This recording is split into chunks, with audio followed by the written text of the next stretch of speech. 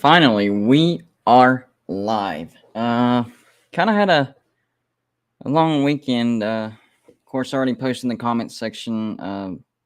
My wife, she went to the ER on Friday, and she doesn't go to the hospital for much stuff. Um, she had some numbness and some tingling on her left side, so she called family doctor, and family doctor said you need to go to the ER just to make sure you didn't have a stroke. So, had to rule that out. We went to the ER. They did a bunch of tests, and they finally found out it was MS. So there are some lifestyle changes that she needs to make. She needs to take it easy a lot more now. She likes to cook and clean a lot and get a lot of stuff done. She's gonna have to take it easy now because like if you overexert yourself, it can cause flare-ups, and that's basically what this was. This was a major flare-up. So we don't want any more flare-ups. So yeah, she's gonna have to take it easy for a while. But yeah, family first. No live shows over the weekend, but here we are back on Monday. Usually I don't do a live show on Monday, but since I wasn't able to do one on Friday or Saturday, I decided to go live this evening. I'll have another live show on Wednesday. We have a big pre-recorded guest for Wednesday morning. I'm not going to tell you who it's going to be, but we're going to do a pre-record and I'll put it out as a video. But this is a big one, especially if you're a West Virginia fan or you were born in the state of West Virginia. So if that's a little bit of a hint, you might know who I'm talking about, but this is a big deal. Special shout out to Joey, my producer. Somehow, some way, pulled the strings to get this interview. This was a tough one to get, but he got it. So, yeah, very thankful for my producer, Joey Foster. Yeah, I knew bringing him on to Golden Bluted was a big deal, but I didn't realize it until I saw all the connections. He's the reason why we now have a West Virginia channel with Mark Rogers. He's the reason why I met Uncle Lou in person and went to the Slav Olympics and a bunch of other people. So, Joey, you've done a great job. And hopefully the comments section recognizes that and, just says thank you every once in a while. Just every once in a while, a simple thank you goes a long way. Trust me. Quick reminder, as I always do at the beginning of the show and periodically, if you haven't, please hit the thumbs up or the thumbs down. This is especially important for live shows because what that does is that allows this video to hit the YouTube algorithm. Comments help as well. So thumbs up or thumbs down button, comments help. Helps this video hit the YouTube algorithm, gets it suggested more people see it, more people click on it, and more people watch it. And that is how you grow a video. So I like to remind everybody to hit the thumbs up or the thumbs down and leave some comments. That helps as well. And you guys always do a great job. And we always see throughout the show as it gets bigger and bigger that your work always pays off. So please do that. Hit the thumbs up or the thumbs down. Leave some comments, and off we go. When I'm wrong or when I'm incorrect about something, I try to admit it because I'm human. I am wrong sometimes. Today I made a video, and I was wrong about a few things. Apparently, I suck in geography. That's right, Golden Bluted sucks in geography. What am I talking about? Well, I did a video earlier today about what conference realignment would look like if you went strictly on geography, and I misused the term Midwest badly, horribly, like worst way you could use it possible. I used Midwest to describe states that weren't Midwest, and then I used a term to describe Midwest states without using the term Midwest. So I totally botched that video. It's still doing good. It's still getting views. But the comments in that video is going to be full of people pointing that out, and rightfully so. That was a mistake. That was one of those big hiccups.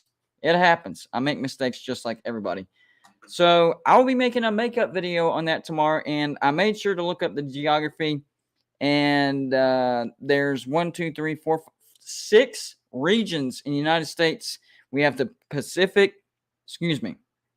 We have the Pacific with the states of Washington, Oregon, California, Alaska, and Hawaii. So they don't have much choices when it comes to Power 5 teams. And then there's the Rocky region, which is Montana, Idaho, Wyoming, Nevada, Utah, Colorado. That's even smaller. Then you have the Southwest, which is Arizona, New Mexico, Texas, and Oklahoma, which that's not very many states, but the state of Texas in and of itself is going to have 6 Power 5 teams here shortly. Right now, I think they have 5. You add in Houston, that's going to be 6. And then, of course, Oklahoma has 2. So that region should be fine. Then there's the Midwest region, the region that I totally botched today.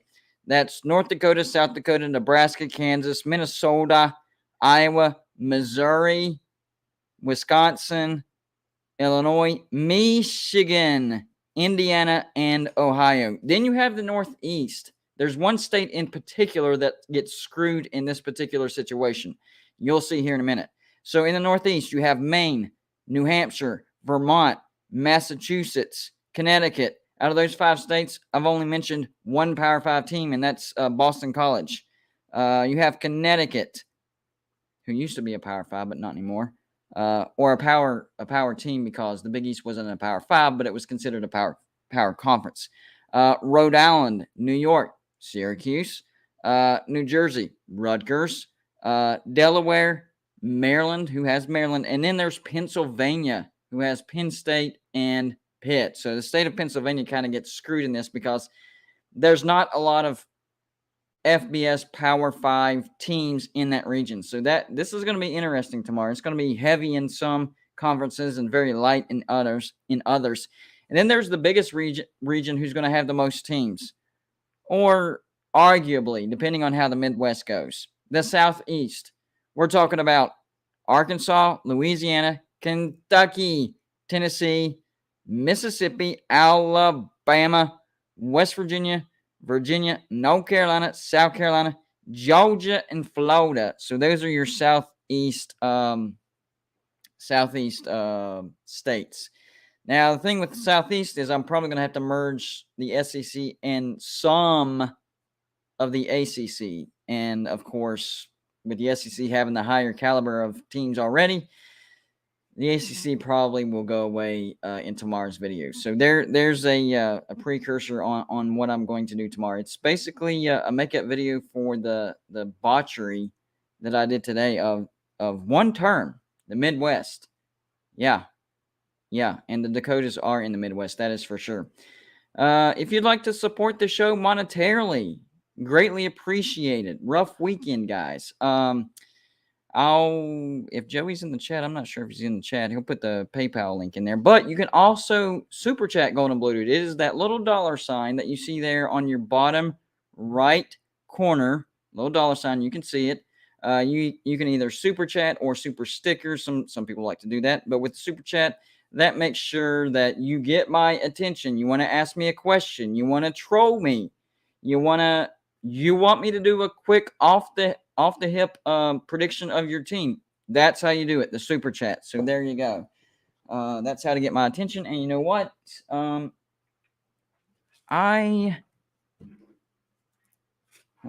thinking about doing a call-in this evening. So if you guys, you know what, we're going to do it. If you guys already have the number, feel free to call in the Golden Blue Dude. And if you don't have the number, I am going to put my email. Hold on, guys. Sometimes I forget my own email. Yeah, it happens. Make sure that's right. Yep, there's the email. If you don't have the call-in number, all you have to do is send me an email.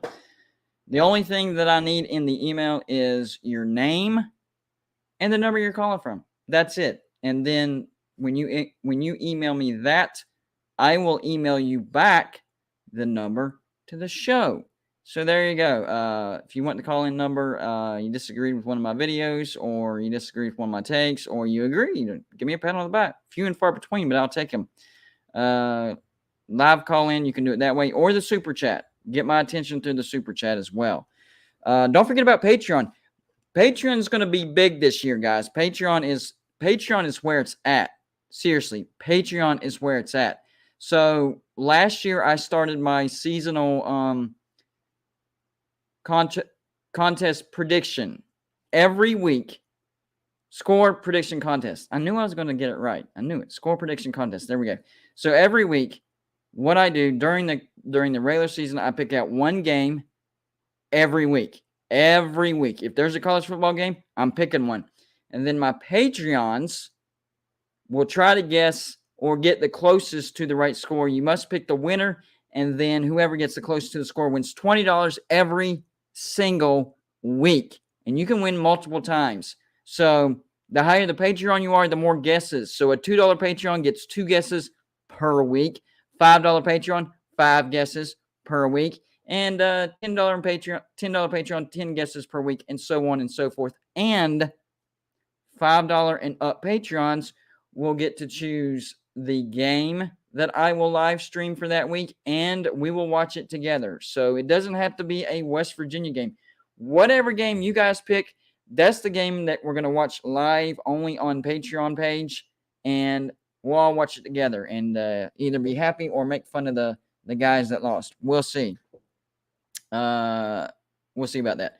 So, yeah, I'm expecting big things for Patreon. It was a big success last year. The way it goes is some people join Patreon just for the chance of winning $20 every week, and that's fine. I have no problem with that. And then once the score prediction contest is over, they drop off. But some like Patreon so much that they stick around. So that's how you grow. You attract them in. Some people are just there for that. They drop off, but you retain some because they realize Patreon's pretty cool. There's a lot of great perks over there. So go check it out whenever you get a chance. I'm ready for college football, guys. I don't know about you, but man, I am so ready. Like, I don't know if it was last year, or I think it was last year. It might have been the year before. It was Central Arkansas and Austin P, I think. It was the first college football game of the season. 2 FCS teams. I didn't care. I was pumped. I was ready for that game, and that was awesome to watch. So if the very first game, once again, is 2 FCS teams going at it, I don't care. I'm still going to watch it. Danny Ology, a fellow West Virginia YouTuber, appreciate your support. $2 super chat. He says, go Ears. Going to shock the Big 12 this year. Big possibility of that happening. And it's not just us West Virginians or West Virginian YouTubers that are saying that. It's starting to gain some traction. People are starting to look into West Virginia. Number one, they're looking at their track record on defense and seeing that we are sustaining our defense even whenever we lose big names. This year, we did lose Hakeem Mesidor. That will hurt. But that's not the biggest name that we've lost in the offseason under Neil Brown. The biggest name was Tyke Smith from the 2020 offseason to 2021.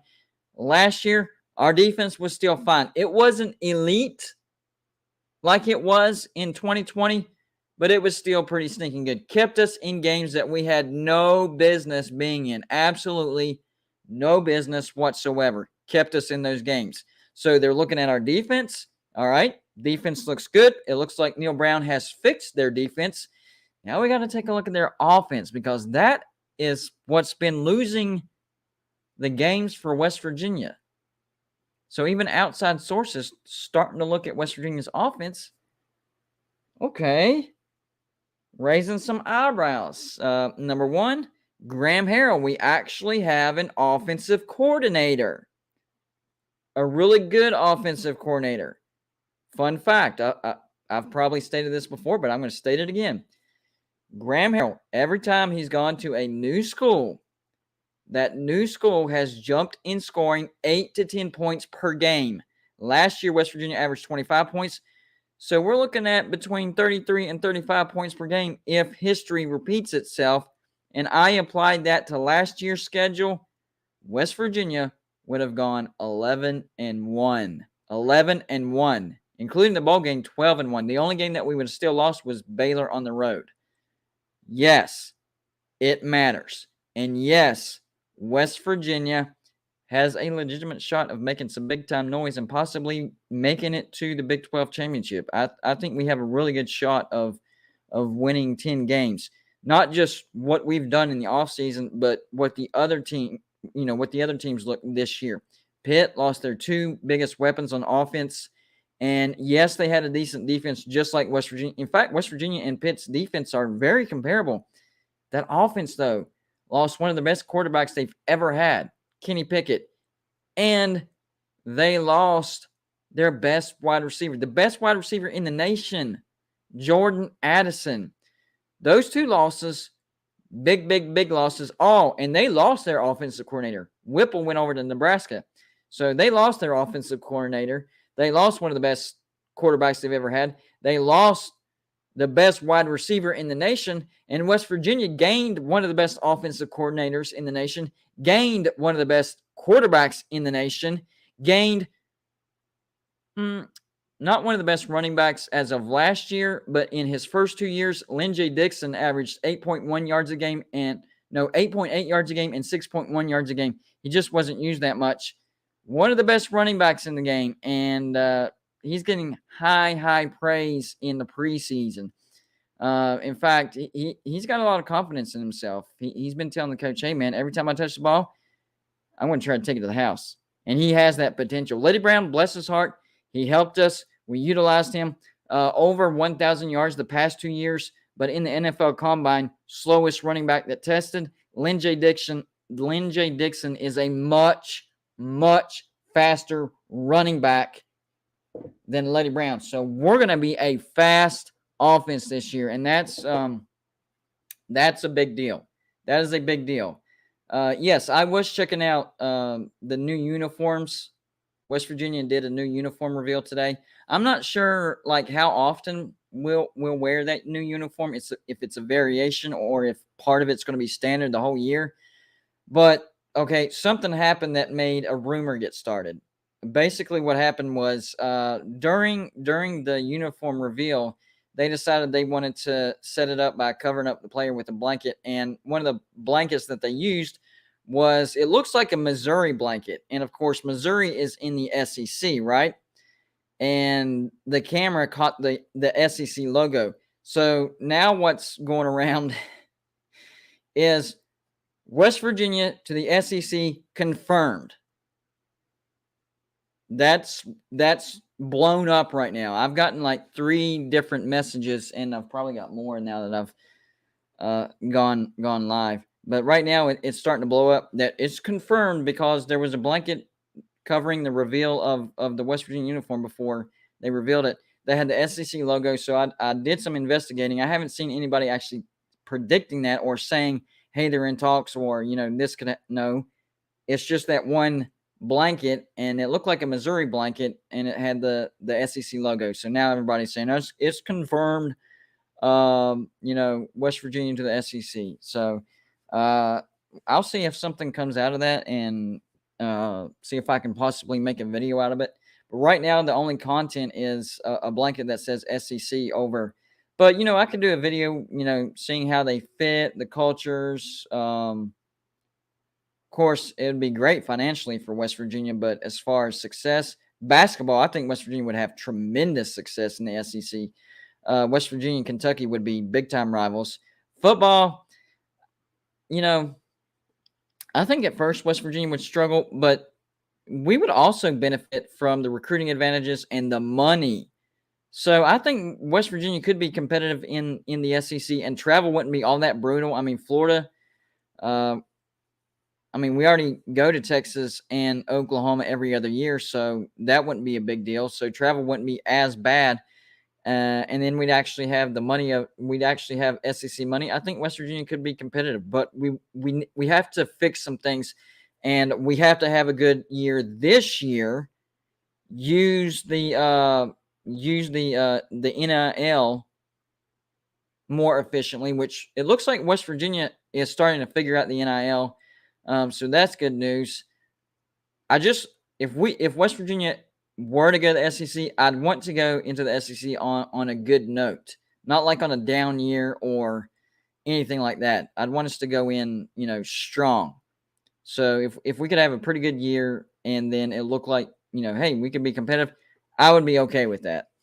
I would be okay with West Virginia going to the SEC either way. I would just be more comfortable if it's come off a productive year, a successful year. So Yeah, I'd be great with that. So I'll look into that and see what kind of. Y'all know me. I can make a video. I can literally make a video out of anything. If there's content there and there's potential entertainment there, I'm going to make a video.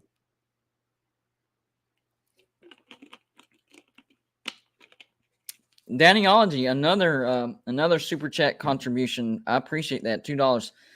He says Hatfield versus McCoy rival with Kentucky would be fun. That's crazy because I was talking with one of my family members from South Carolina about that. We were talking about that very subject, how if West Virginia were to join the SEC ever, because of the blanket thing, it got us talking about that. It'd be funny because of the Hatfield and McCoy rivalry. And we tried to remember who was on what side. And I'm pretty sure the McCoys were on the West Virginia side and the Hatfields were on the Kentucky side. If I'm wrong, y'all let me know. But I'm pretty sure that's how it played out. McCoys were on the West Virginia side, and the Hatfields were on the Kentucky side. Quick reminder. Remember, I do this every so often because this is what helps the show. Quick reminder. If you haven't, all the new people that just have popped in, please hit the thumbs up or the thumbs down. It helps this video hit the YouTube algorithm, gets suggested more people click on it, and boom, we have more people watching. And those of you that hit the like button earlier, your work is paying off, and I greatly appreciate it. And I know that the new guys that have just joined will do so as well. And that's how we grow a video here at Golden Bluted. It is a team effort, and those comments help as well. So I definitely appreciate it. I actually wanted to do, give me 1 second, guys. I wanted to do a quick update on the actual channel, right? That's why we're here, Golden Bluted. Right now we are at 6,954 subscribers. That means we are 46 away from 7,000 subscribers. How about that? The channel is growing in leaps and bounds. We usually gain between, 20, 25, 30. On a really good day, we can gain up to 50. But there's this boom period that's coming. It's usually late July, well, mid-July to early August when people are just super hungry for college football content, predictions, all that stuff. So I am trying to set up the channel for that big boom, and it's working. We're having a little bit of a mini boom right now, and so hopefully that's a precursor to the bigger boom that usually happens mid-July to early August. So, you try to do things in steps and set yourself up to where you can maximize whenever that big boom does happen. You know when it's going to happen. It's trying to figure out how to maximize that and, grow the most you possibly can during that boom period. And I think it's working because we're actually having a little bit of a mini boom period. So I'm pretty excited about that. So any people here that's new, that's not a subscriber of Golden Bluted, and you're not familiar with the show, it's pretty simple. If you're a college football fan, you need to hit that subscribe button. That's the bottom line. If you're not a college football fan, then you probably don't need to be here because that's all we talk about. Now I do some college basketball during March Madness, but this is a college football YouTube channel. So if you're not a college football fan, you're not going to like it around here. You're just not. So you're probably wasting your time. But if you are a college football fan, I'm telling you, you can ask the people that are already subscribed. You need to hit the subscribe button. We do videos every single day. I don't miss a day. I was sick to my stomach like 3 months ago. And I was going to do a video in the bed because I couldn't get out of the bed. I was going to, but I decided against it. So I did miss a couple of days there. But that's it. Even COVID didn't stop me. I don't miss a day when it comes to pre-recorded videos. So there you go. There's I just did a promo of myself, and I didn't. I don't know. It just happened. So, anyways, yes, college football is on the way, and Patreon, that's going to be fun as well with score prediction contest and the live streams. So, the main thing that's been going on around here at Golden Bluetooth is number one, Georgia fans aren't too thrilled with me right now, and I understand that, coming off a national championship, and I'm predicting Georgia to have a 10-win season, so I'm not predicting them to fall off a cliff or anything like that. I'm predicting Georgia to have a 10-win season. More than likely, they will win the SEC East. I think it's going to be more competitive this excuse me, frog in the throat out of nowhere. I do think the SEC East will be more competitive this year because I think Tennessee, South Carolina, and even Florida is going to be better. Missouri will be better. But the teams that you'll really have to look out for are South Carolina, Tennessee, and Kentucky. I don't think Kentucky will be necessarily better this year, but I think they'll be just as good as what they were last year. But for Kentucky, the problem with them, once again, is Tennessee and South Carolina will be better. So I think Kentucky could possibly slide down in the SEC rankings just because South Carolina and Tennessee will be better. But that doesn't mean that I think that Kentucky will be bad. Not at all. I think Kentucky's a solid 8-4, probably more of a 9-3 team. They're going to be good again. But Tennessee, watch out for the Vols and watch out for the Gamecocks. And y'all already know. I'm predicting South Carolina to beat Georgia in the third game of the regular season. But there's a lot of factors that go into that. A lot of people are like, "Going to Blue Dude, you're only predicting that because South Carolina has Spencer Rattler." No. That is incorrect. There's a lot of things that go into my predictions. For this particular prediction, I would say I got a call in. Hold on. Hey, you're on with Golden Blue Dude. Hey, make sure to turn the video down. We're getting some echo. Oh, my bad. No, you're good. You're good. Am I live on now? You are, sir. All right, how you doing, Golden Blue Dude? Can't complain, man. We got through a hospital visit over the weekend, so counting our blessings again. Yeah. Hey, listen, I've been listening to a lot of your content lately, and a lot of what you said makes sense, man. Especially about Texas going to the SEC. Like, I just don't think it's going to work. I mean, right off the bat. Yeah, and I was talking to some family members today, and we're trying to figure it out. To me, it doesn't make sense for Texas to go to the SEC because of two reasons. Number one, they already have money coming out of their rear ends. Like, I know people always want more money, but they're stepping into a hornet's nest going into the SEC, and that goes into my second point. Texas, if they could get their act together, they could own the Big 12 and pretty much guarantee getting to the playoffs, just much like Oklahoma did, just by winning the Big 12 with having only one loss or going undefeated. I think this is a terrible move by Texas. I really do. Yeah, I mean, if you really think about it, I think this is Texas letting their ego get the best of them. Oh yeah, absolutely. I mean, because I think they were the ones that actually started like the move to go to the SEC, and or maybe I'm wrong. No, I would agree with that 100%. They also, people don't know this, but a while back they were close, super close to putting pen on paper for the Pac-12. I'm talking like minutes, within minutes of doing it, and they pulled out at the last second. You're talking about when Nebraska went to the Big Ten and Texas A&M and Missouri went to the SEC. Yes, sir. Yep. I am. See, I grew up with the old Big 12, like, when it was actually the original 12 members, and Nebraska, A&M, Missouri, and Colorado were all still in the Big 12. Oh yeah, that was some good competition right there. Yeah, I think that was the best version of the Big 12 that they've ever had. Yeah, the one thing that I don't like about conference realignment that it's been hurting is rivalries. It's been splitting up a lot of, like, people don't realize this. Missouri, Kansas, I know Kansas isn't any good at all right now, but Missouri, Kansas was a huge rivalry. Texas A&M and Texas, that was a massive rivalry. Nebraska and Missouri, Nebraska and Kansas, Nebraska and Colorado, and they all basically got split up. That's one of the biggest casualties for all this conference realignment is rivalries.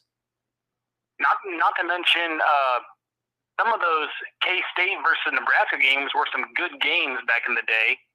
Yes, sir. And then you had, I guess Nebraska and Colorado were rivalries, but they didn't always have the most competitive games. Yeah.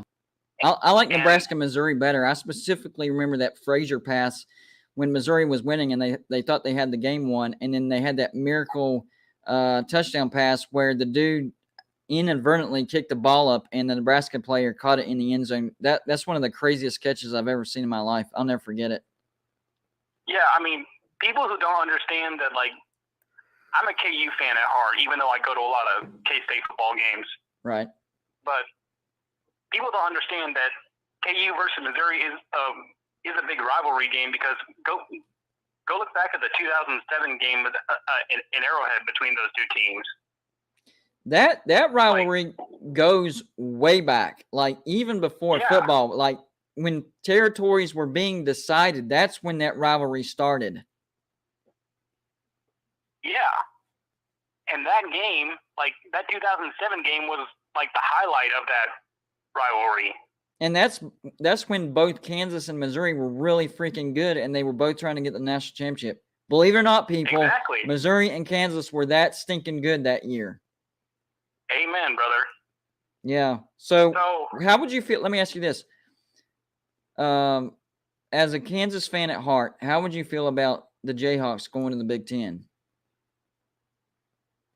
I'd be okay with it if they could bring K-State with them, to be honest. I mean, I would say that would be a given. So if that's a given, you can bring the Wildcats with you. You'd be okay with that?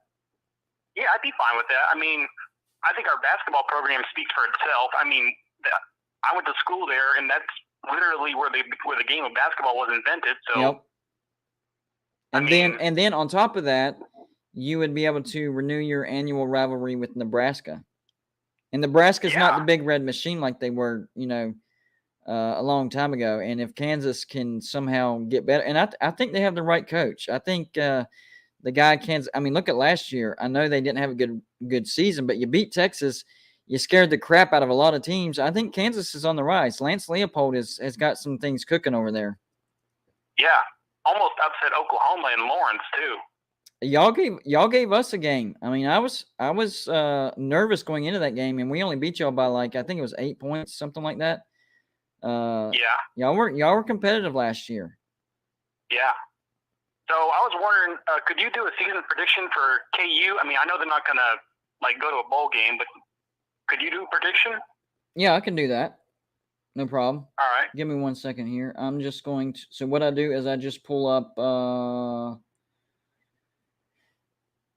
Kind of caught me off guard, but that's okay. We got this. I just got to pull up their schedule, and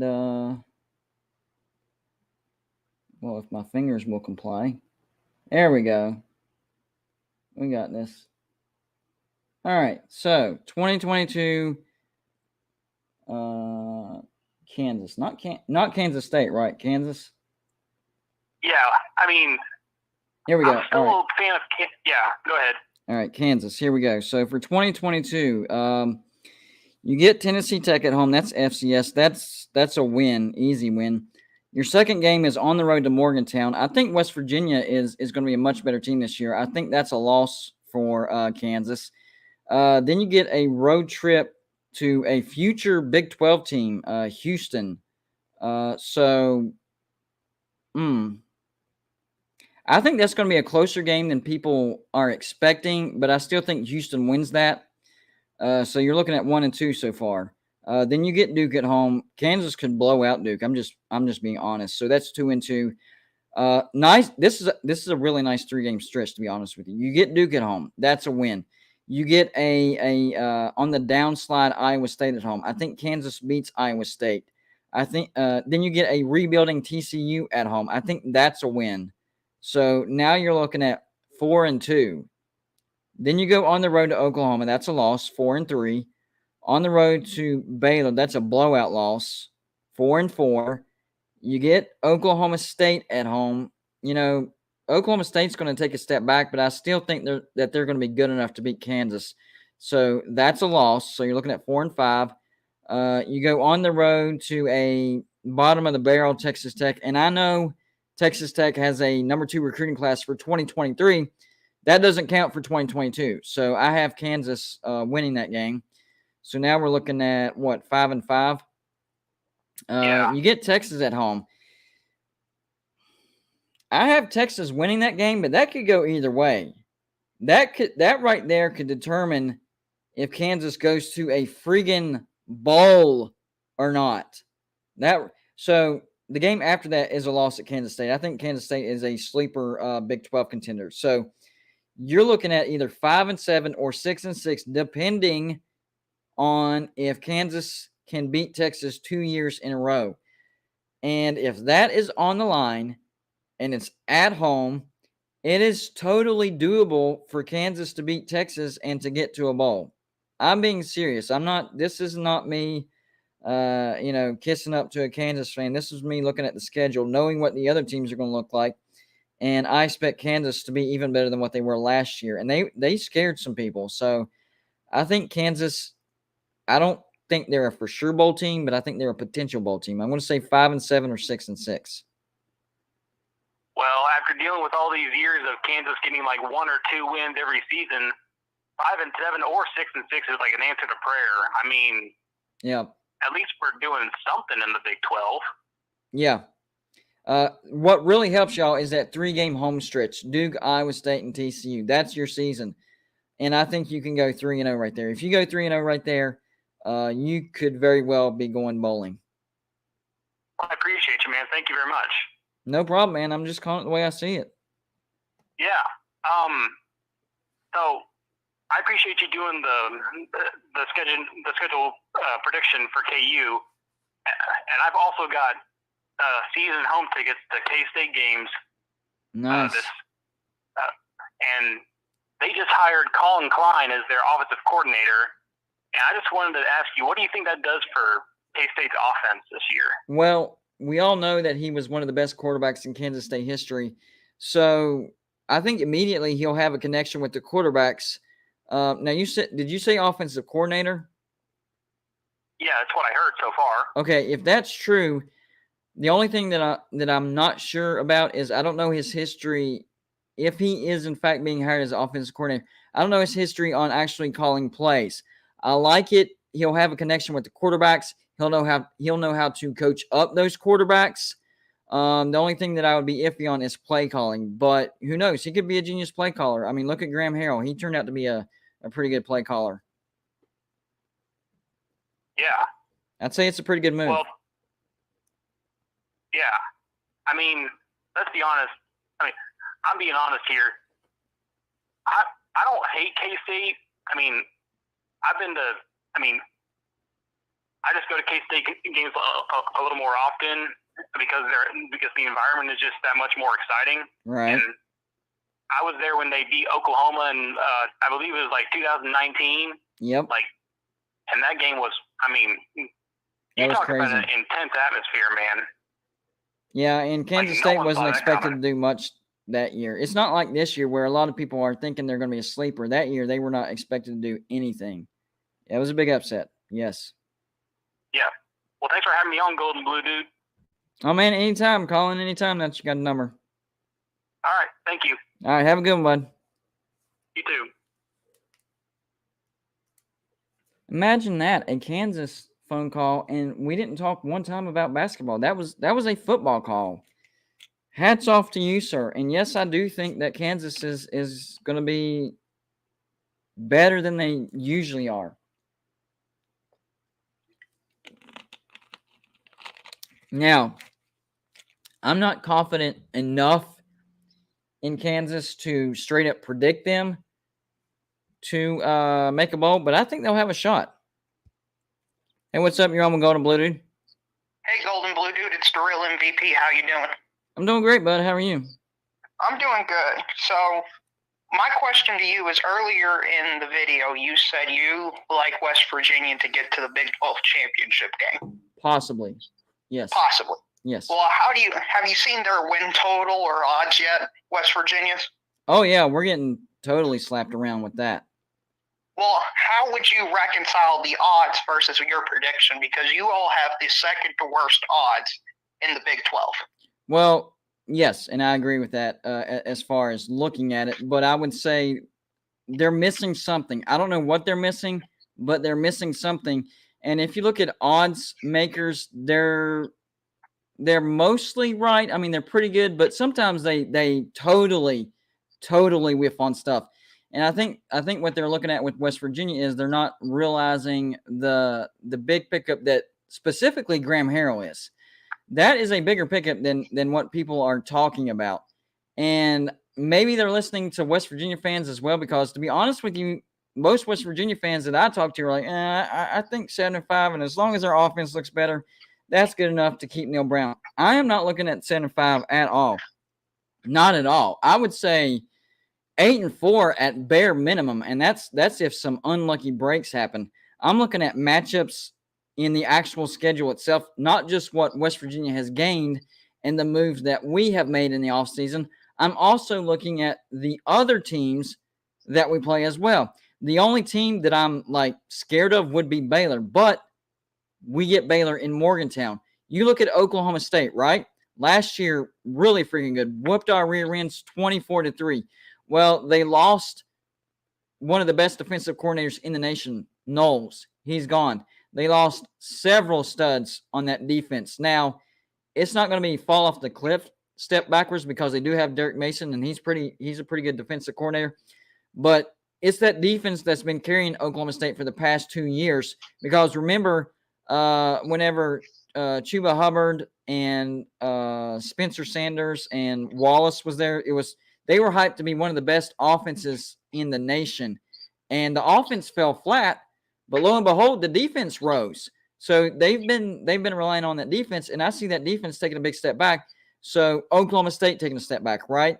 Okay, I agree with you there. You have Oklahoma. Big changes. I think Oklahoma's a 10-win team potentially, but they have to come to Morgantown this year, and I think that's one of our best chances of beating in Oklahoma. We actually have a defense, which was the biggest problem under Dana Holgerson. We had to score 60 points to beat Oklahoma, and of course we couldn't do it. Now we have a defense that holds teams to, under 25 points a game, and we're going to have an offense that's going to score between 33 and 35 points per game if history keeps repeating itself. So I think that game flips. Pitt, okay? Before this offseason, I made the bet, and he's in the chat, Talk is Pitt, right? When I made the bet, I had to stick by my team, West Virginia, but I was nervous about it. I'll be honest with you. I was super nervous. I was like, Pitt's probably going to win that game, but hopefully we can pull out a miracle. Then the offseason happened, right? We hired Graham Harrell. He attracted JT Daniels. We get Lynn J. Dixon in the offseason. Good things to West Virginia, bad things to Pitt. They lose their offensive coordinator. They lose Kenny Pickett, one of the best quarterbacks in Pitt history, and they lost the best wide receiver in the nation. Not only do I think West Virginia beat Pitt now, I think we'll win by double digits. And right now, last time I checked, we're 6-7 point underdog to Pitt. Well, how can you explain the discrepancy between all that happening and being a touchdown underdog? Because it would be an upset if West Virginia went. How can I explain that? Your confidence level compared to the odds is two completely different things. Yeah, my explanation is they're wrong. I mean, that's the bottom line. They're wrong. They're not looking into everything. Well, why do you think they're wrong? I just explained why they're wrong. Okay. So you think they're missing a few key elements? They're missing some big key elements, yeah. Okay.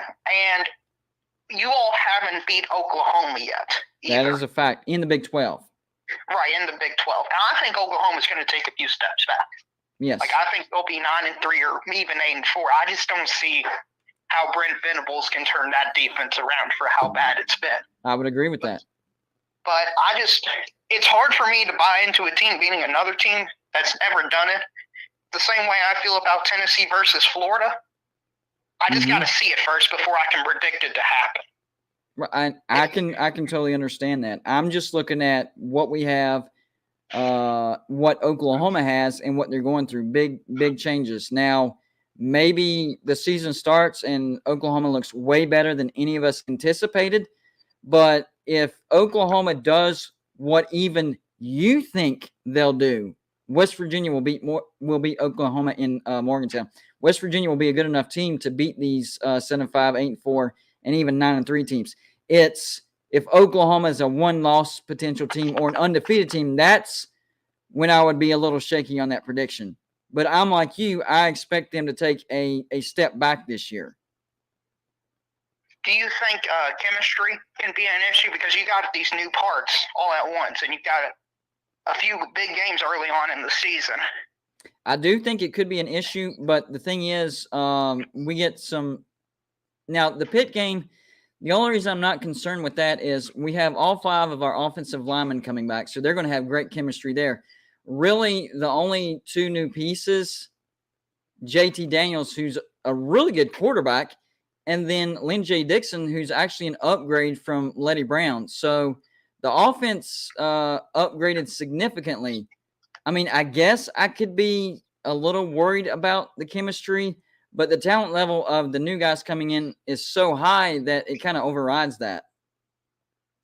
Okay, and what bowl game would you like West Virginia to be at the end of the season?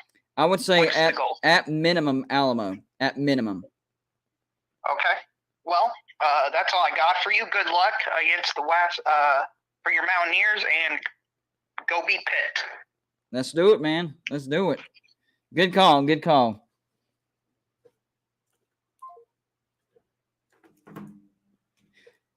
You know, he did understand where the real MVP is coming from. I really do, okay?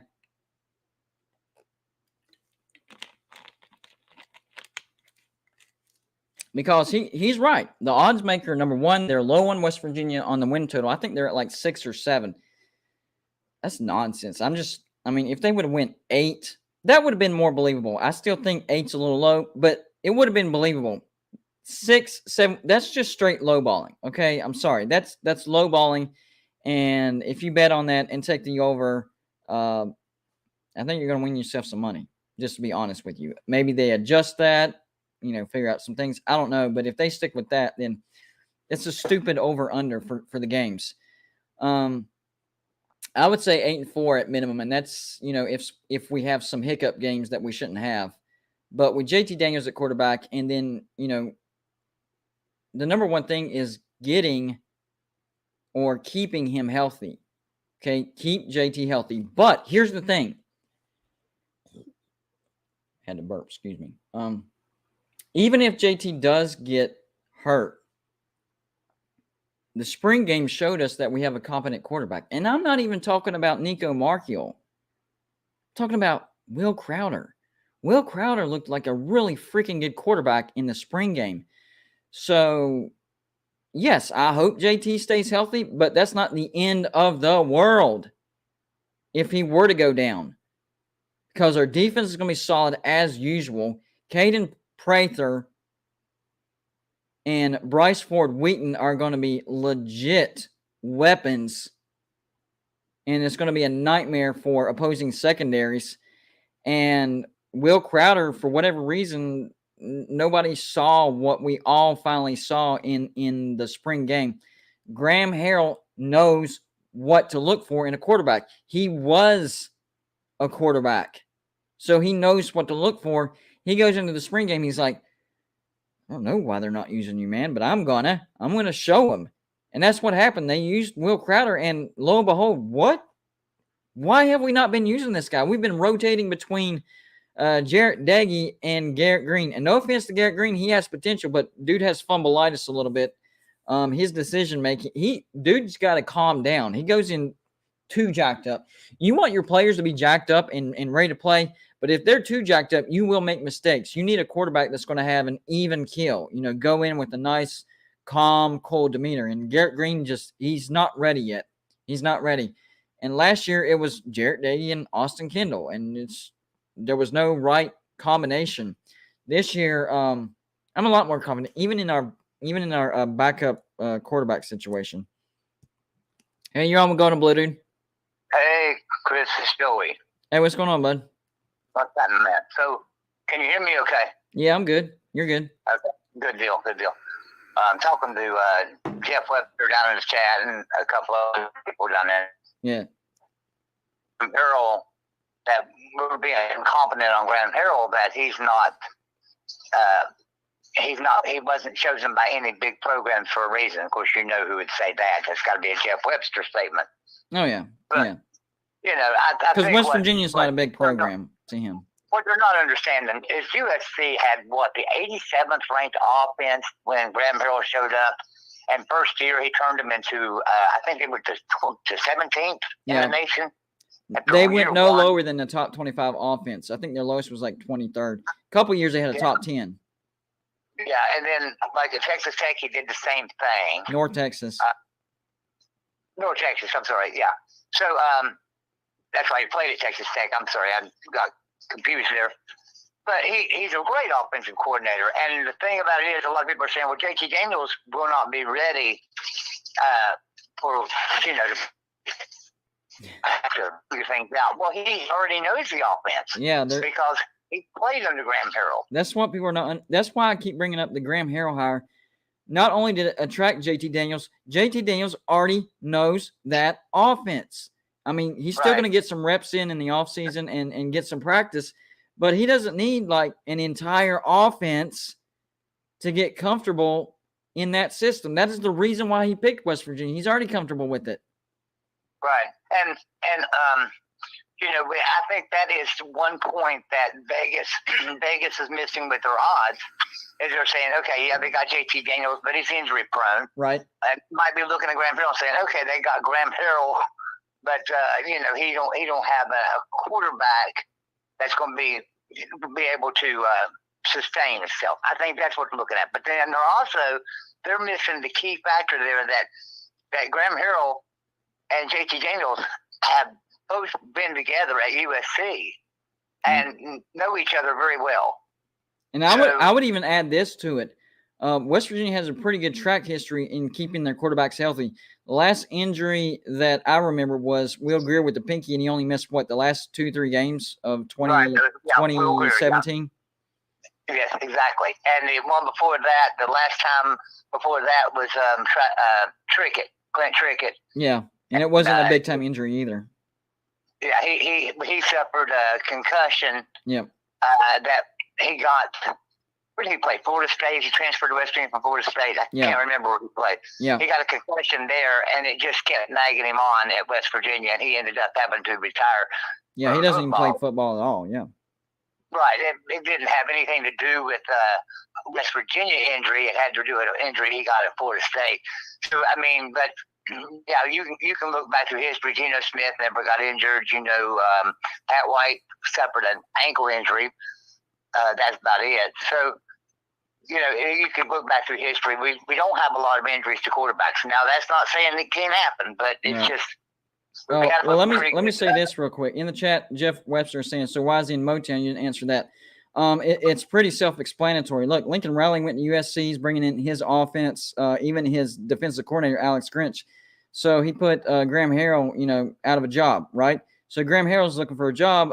Not very many people were hiring, especially in those bigger programs you're talking about. West Virginia desperately needed an offensive coordinator.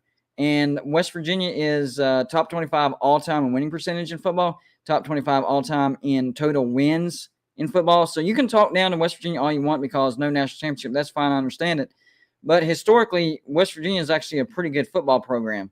So, there's a bunch of reasons why he went there. There's a lot. He saw what West Virginia had as well as far as the talent and knew that he knew that his offense would be backed by a spectacular defense. One of the biggest issues at USC whenever Graham Harrell was there is their defense absolutely sucked. They had a terrible defense. USC had to score probably at least 50 points a game to have any chance of winning. I'm sure it's not every game, but their defense was bad. He's going to have a defense that allows under 25 points per game, and it can go back to elite where they could allow under 20 points per game or right around 20 points per game like 2020. So he knows that he doesn't have to score an astronomical amount of points to win a game. Opportunity is why he went to West Virginia. I have a question for Jeff Webster as well. When Nat Campbell showed up, since he's a photographer for Iowa State there on the sideline, when Matt Campbell showed up at Iowa State, how many of their coordinators did he keep? None. Yeah. Coaches don't do that. It's very seldom that a coach will come in and keep somebody. When Neil Brown came to West Virginia, the only person he kept was Mike Joseph, the strength and conditioning coach. Yep. That's it. Everyone else was out. Yeah. And Rich Rodriguez, same way when he came. Then Hogerson, same way when he came. Coaches just bring their own staff with them. Jeff, you still have some explaining to do. Whenever I correctly predicted Alabama to beat, or whenever I correctly predicted Georgia to beat Alabama in the rematch in the national championship by double digits, and I said that they would sack Bryce Young multiple times. You still haven't explained your side of the story on that and how wrong you were. Yeah. So I'm gonna get off here. I hope Jeff Webster will call in. Oh, wait. I already know what he's going to say. Wide receivers. They were missing some key wide receivers. I got you, man. I got you. Yeah. And because Georgia wasn't missing anybody. Yeah. Although I don't remember seeing Tykee Smith in that game. Do you? Can't recall. No. And he's their best. He's their best defensive back as far as I can remember, isn't he? Not. Yeah. And Iowa State's going to have a lot of explaining to do this year too. They might not make a bowl. So I think that I think that Jeff Webster needs to call in. I'd like to hear what he has to say, because simple reason, Graham Hill is a great hire for West Virginia. The man was out of a job because of a new coaching staff coming in, bringing his own coaches with him. Well, we were going from basically not having an offensive coordinator at all. Neil Brown tried to call the games, but that didn't work out at all. And then Jared Parker, he was a poor man's version of an offensive coordinator. Even if Graham Harrell was just an average offensive coordinator, that right there would still be a major step up from what we had. Exactly. And another thing too, Graham Harrell being out of a job at USC, he's got to also realize who took over the head coach here, and that's Lincoln Riley, probably the greatest offensive coordinator in the history of football. Yeah, who also happens to be the head coach and decides who stays and who goes. And he calls his own plays and does his own thing. So, all right, well, I'll get off here and let somebody else call in. I'll check email and see if anybody else has asked for the number. Sounds good. All right, bud. Have a good night, man. Bye. Bye.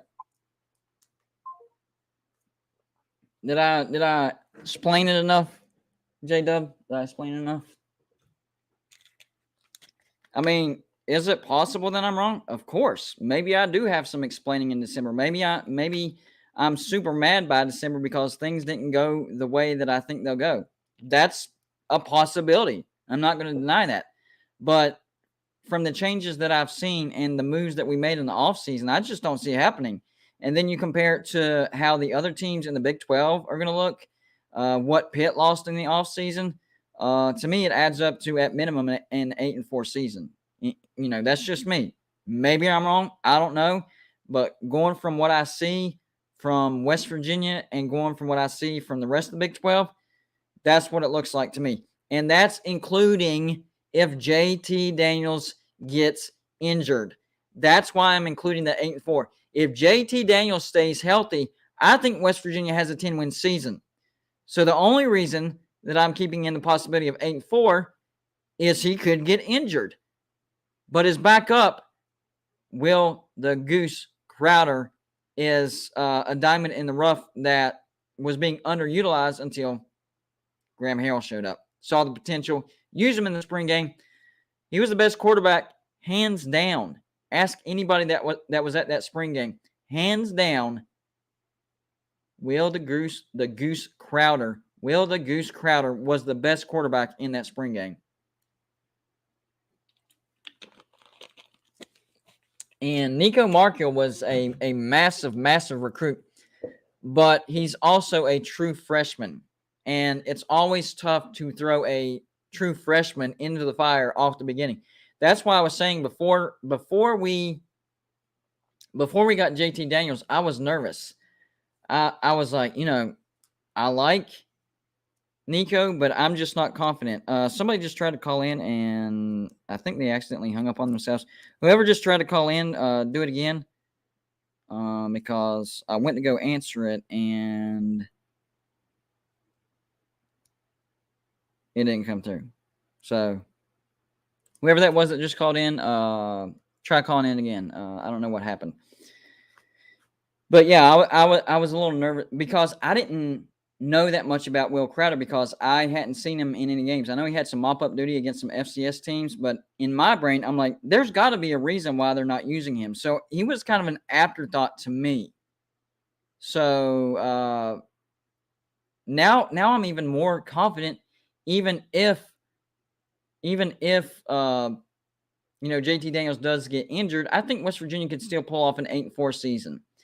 Yes, I have been hearing possible West Virginia getting to the playoffs if JT Daniels stays healthy. No, I don't think that happens because I don't think we have all the tools necessary to get to a national championship. I mean, and I tried to explain this with Oklahoma as well. There's a different gear or a different notch that you have to reach to get to the playoffs, to go undefeated and get to the national championship. We have the players to be really good. We have the players to have a 10-win season. I don't think we have the players to do anything like, going undefeated, getting to playoffs, or contending for a national championship this year. Sorry, West Virginia fans. I can't say that. I can't. I think West Virginia has a chance to get to the Big 12 championship, maybe with a 10-2 record, depending on, what everybody else does and who we lose to. I would say comparable. I don't think the offense is quite as good as the 28. Okay, here's the comparison I'm going to make. The 2018 West Virginia team, okay?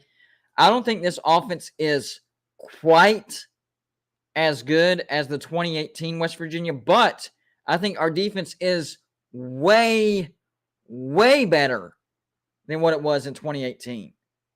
So that kind of evens that out. So overall, I think West Virginia is better or is capable of being better than what they were in 2018. Because we have we didn't have a defense under Hoyerson, not at all. Great offenses, but no defense. Even go back to the year we had 10 wins. The two decent teams that we played, Oklahoma State, we got beat. And I warned West Virginia fans. I didn't have a YouTube channel, but I always talk to people. I said, guys, we're going to get blasted by Miami. This is a bad matchup. They have a great defense. We do not.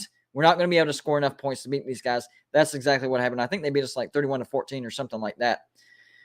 So that was a matchup nightmare. But with this year's team, West Virginia has a really good defense, and we're going to have a pretty good offense. It's just not championship level, guys. If all the things happen that need to happen, we'd have a chance to get to the Big 12 championship and contend for the Big 12 championship.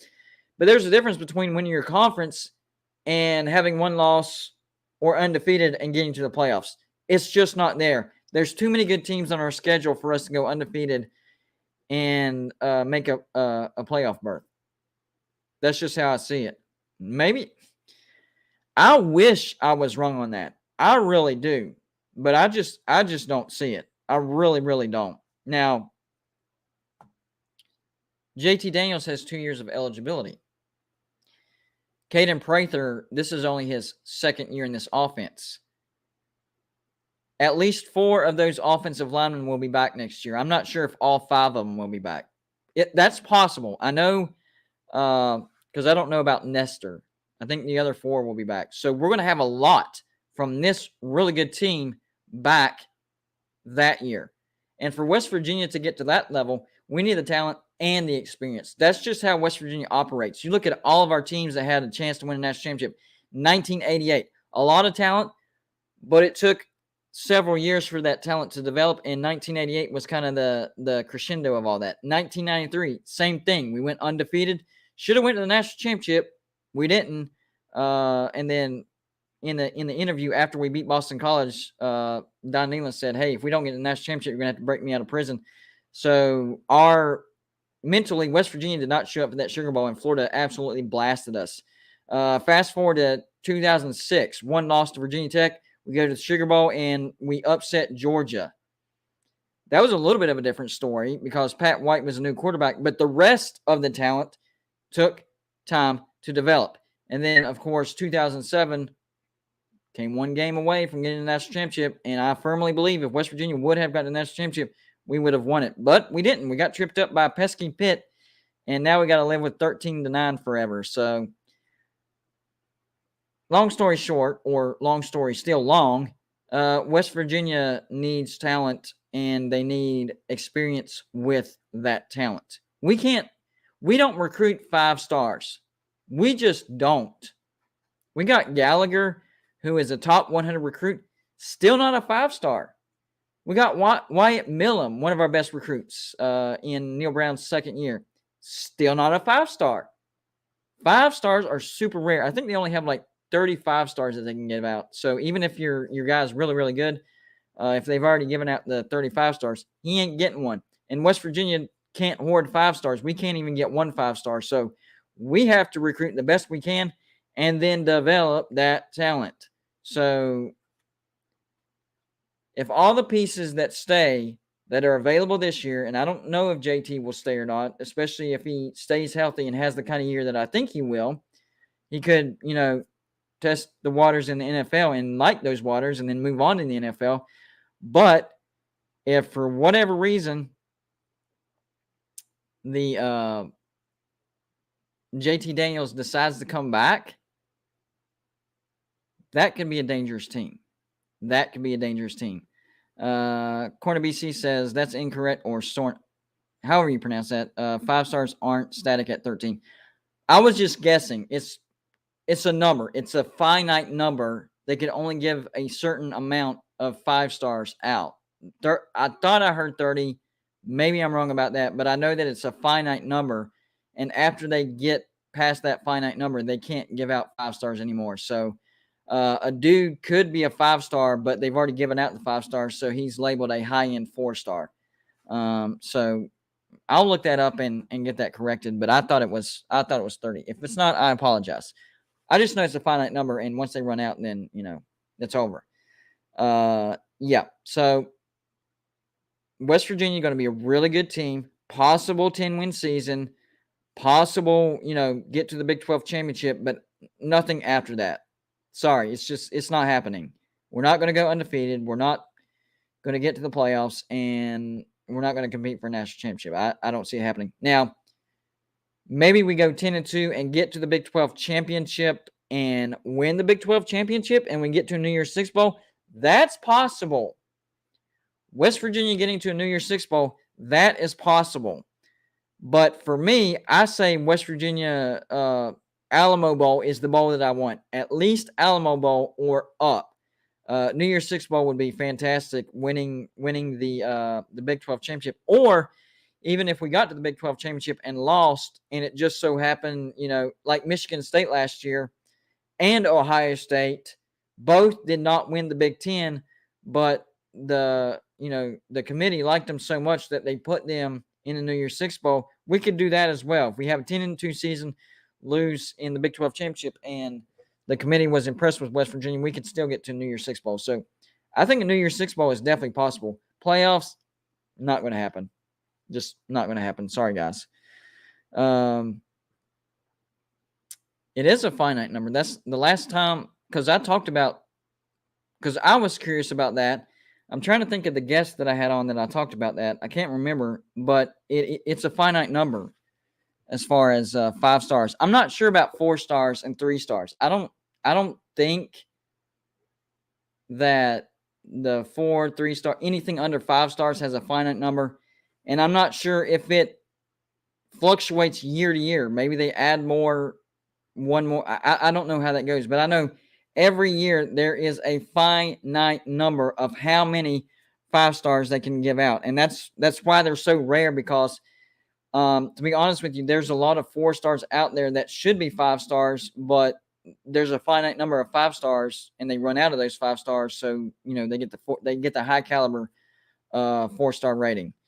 Yeah. And that's why it's a big deal to get 5 stars. And that's why they use the term hoarding 5 stars, because you run out of them, because they can only give so many out. So if you get a team, and that's why the Texas A&M was such a big thing. And that's why Alabama was mad at Texas A&M, because their 5-star count went down and Texas A&M's 5 stars shot through the roof. And Alabama knows that there's only so many 5 stars that are given out every year, and they can't give out any more. And if Texas A&M is over there hoarding them, that's less for Alabama to get. And that's how that whole thing. And he was encouraging the boosters to spend more money, and that's the reason the whole Jimbo Fisher thing got brought up. So, yeah, that was a fun week right there. That was a fun week. But yeah, on Wednesday, I am going to do a 2-hour live show. I know I've been doing them shorter, and this one's going to be shorter. I'm about to get off here because of, my wife going to the hospital and stuff like that. So I'm about to get off here. But on Wednesday, we'll do it for sure 2-hour number. BC says, you just said there's a finite number. Then you said they can add more each year. It's not inflation. I'm saying I don't know if the number changes every year. I know there's a set amount of 5 stars that they can hand out every year. I'm going to look it up and I'll do a video on it. I don't know what that number is because the conversation that I had was a while back. It was a couple of years ago. I think it was the COVID year, actually. But there is a finite number of 5 stars that they can give out. What I'm saying is, I don't know, because there's more talented people out there now than there was in 2000. I don't even know if the star rating was out in 2000, but let's say it was. And there's a lot more talented players out there now, so maybe they would allow more 5 stars to be given out. I don't know what the allowance is from year to year is what I'm saying. But there is a certain finite allowance every year. That's what I'm trying to explain. I just don't know what that number is off the top of my head. But anyways, wanted to give you guys a shout out. Appreciate all the thoughts and prayers for my wife. I saw a gracious amount of outpouring of love for me and my wife. I appreciate that and the support. She appreciates that. Much needed. She's my life. I don't know what I would do without her. I mean, I do this every day, but without her, there would be no Golden Bluted. I'm serious. If something happened to her, I'd probably quit. I'm just being honest. I'd probably quit. I gotta have her support. So, yeah, appreciate all the prayers. She got through it. The thing that scared us is she was having tingling and numbness and sort of that heavy feeling on her left side. So she called her not her neurologist, but her family doctor, and she thought maybe it was an interaction with some of her medication. And her family doctor said, get to the ER and get checked for a stroke. So that's why we went to the hospital, and I was not doing good that day at all. I was not doing good at all. But she was diagnosed with MS. That is manageable as long as you do what the doctor tells you to do. She's got to take it easy, and the diet that they put you on and the medication. But as long as you do that, you'll be fine. But if you don't listen to the doctor, then it can have a flare up and you can end up back in the hospital. So, yeah. But anyways, she's doing much better, and I appreciate everybody that sent thoughts and prayers and words of encouragement. I definitely felt it, and I definitely appreciate it.